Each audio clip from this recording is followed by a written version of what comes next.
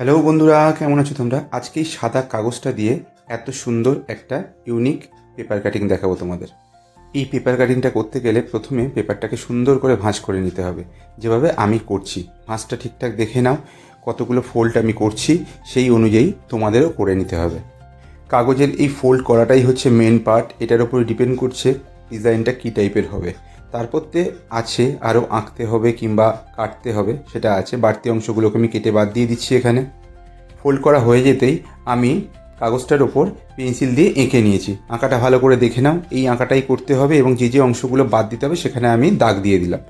এরপর কাঁচি দিয়ে আমি কাটতে শুরু করলাম যে যে অংশগুলোকে বাদ দেব।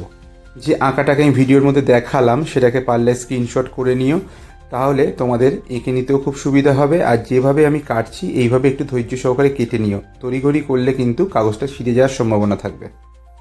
একটু সময় সাপেক্ষ ব্যাপার, কারণ আমি যতটা দ্রুত এখানে দেখিয়েছি এটা এতটা দ্রুত নয়, একটু ধৈর্য ধরে কাটতে হয়েছে। এরপর আমি জিনিসটাকে খুলছি, দেখো কেমন হলো ডিজাইনটা। একদম ইউনিক একটা ডিজাইন, দেখ নাই খুব সুন্দর লাগছে, যে কোনো ডেকোরেশন পারপাসে ইউজ করতে পারবে। তো আজকের ভিডিও কেমন লাগলো অবশ্যই জানিও কিন্তু।